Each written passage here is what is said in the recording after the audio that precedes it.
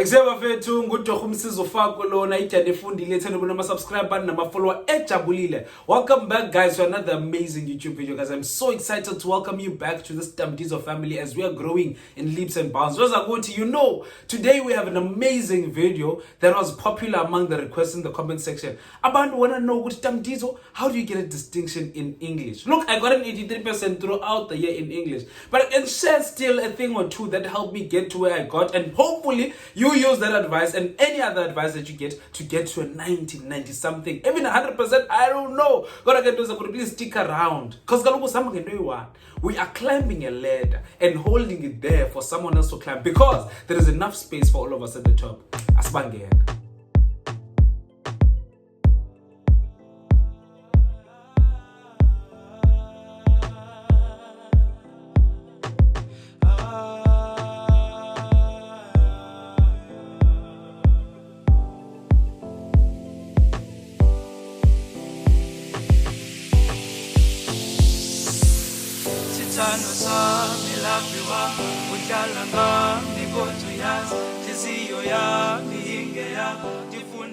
For those of you who are not new to this Mdizo family, you know what we always start generally, then we move into the topic. But before we do that, I would like to do something new, money, to share an inspirational quote with every video, so that even if you're going to leave somewhere in the video, you know what you've picked up something that is going to inspire you to go be the best version of yourself. There's a quote that says that thinking about the thing is not doing the thing. Dreaming about the thing is not doing the thing. Planning to do the thing is not doing the thing. Setting time aside to do the thing is not doing the thing. Writing the thing in your schedule and being like, I'm going to do this thing, is not doing the thing. Sitting down and clearing your study desk that I'm going to do the thing now is not doing the thing. Doing the thing and making sure that it is done is doing the thing. So get that thing done. So my friend, let me tell you the tricky part about English. Majority of homes in South Africa do not speak English at home. But you find that some schools in the townships, in the village, they teach English as a home language and students take it as a home language. I'm asking to myself, whose home? Whose home, Vele? Whose home is this language being spoken in? Ne?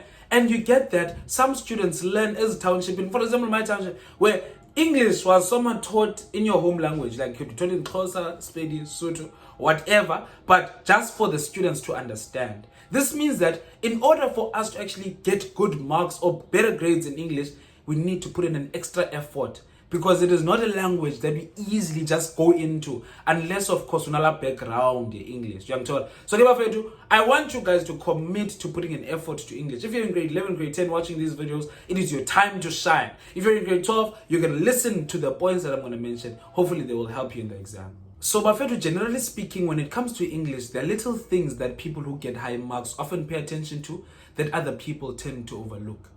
Simple things like having a neat handwriting. Bafetu, I had to force my handwriting to be neat for visibility. I did not want to lose a mark simply because the teacher did not see what I was trying to write. We structure each handwriting grand.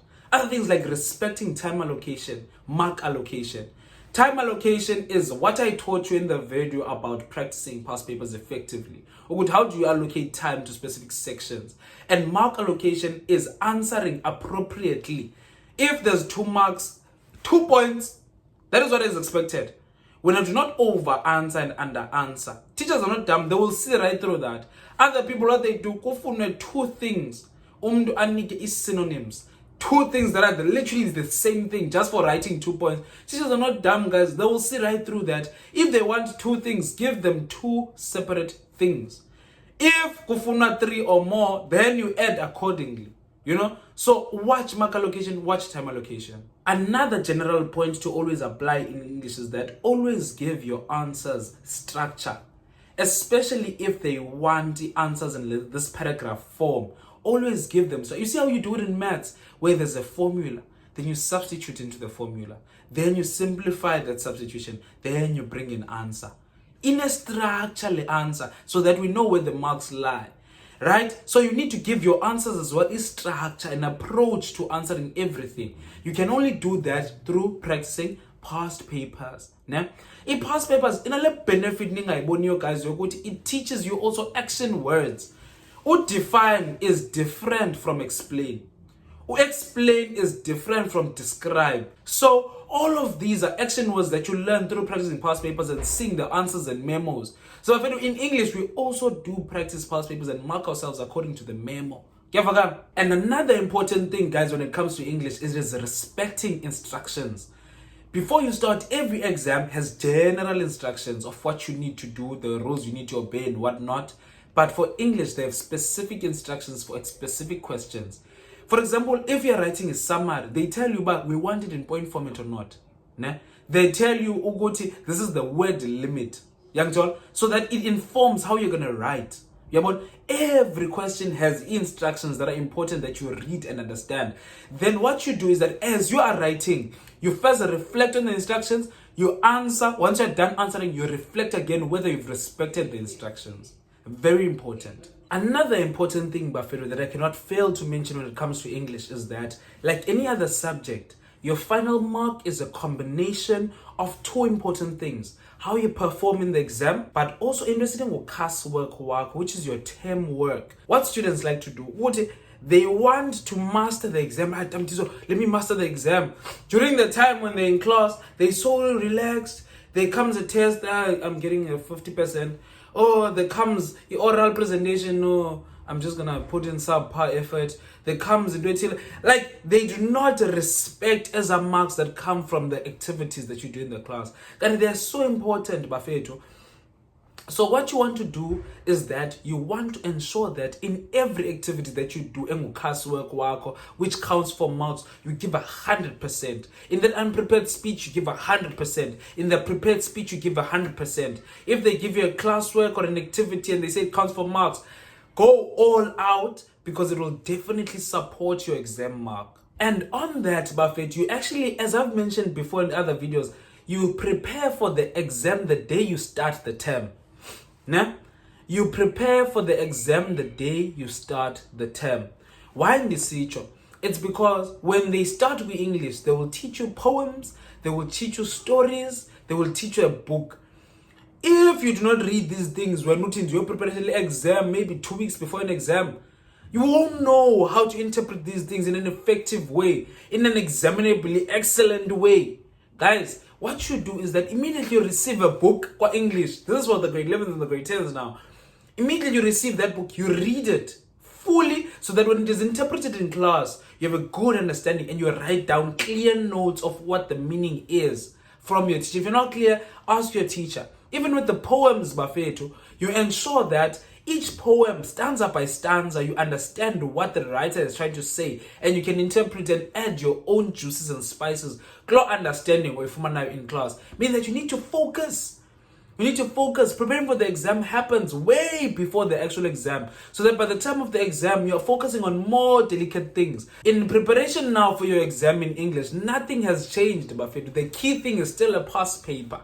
And you do not only start doing past papers when you're heading towards an exam. You start doing past papers way before. That I told you how to do past papers.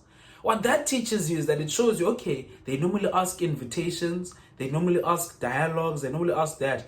And what now you need to do is to master these things.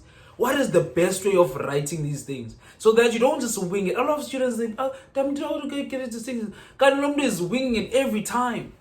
You don't want to wing it. You want to prepare for each and everything fully. Now, what you want to do is that you want to choose at least 2 sections that you're going to master. Yeah, but for example, the paper 1, paper 2, paper 3, you need to know what comes out in each paper. And don't answer everything, answer only 2. Know which ones you're going to choose. And you will only master anything through practice. Practicing past papers, but it still holds true. Past papers are the key thing. Past papers are your doorway to heaven, to success, to a distinction. It's simple relationship. The more past papers you practice, the more the chances of you getting an 80, getting a 90. If you master everything, you're going to get yourself a distinction and you're going to thank yourself for that, Bafetu. Another important thing, Bafetu, with anything that has to do with the writing in English, you can always know how much marks you're going to get in the exam by seeing when you are writing a test where you have to write an essay of 20 out of 50. You can't expect now to get a 50 out of 50 in an exam. Ain't no way, bro. Ain't no way. What is important is that you master test. How do you structure an essay? What is an approach that is plausible to an essay? How do you write an essay that is capturing, something that is moving, something that is motivating with the accurate English? You learn that in class and you do that throughout the year to improve your marks intentionally. So it doesn't happen by magic. You need to forcefully teach yourself, forcefully learn. And as I've mentioned previously, the amount of work we put into these things is not going to be the same. It depends on how eloquent you are and what is your experience with the English language. How can you maneuver through this language with your words? If you know about good, it means you need to work a bit hard, and that's okay. But you need to be determined, because you know why you're doing what you're doing. But maybe if you're more familiar with the language, you can play around with it, have fun with it. Especially if you read books, apply your terms as nice, as pashash, to make your essays and your writings more beautiful. But always stick to the rules, because if you practice past papers, you'll know what the rules are. In conclusion, Bafethu, if you had to ask Mdizo one thing, what is Mdizo? How do I make sure that I make the best out of this preparation for my English exam in the final? Mdizo would say, past papers, past papers, past papers. Practice them fully, diligently, and accurately, and mark yourself accordingly. Do it with people, do it alone, do it consistently. As I've mentioned, planning to do it is not doing the thing.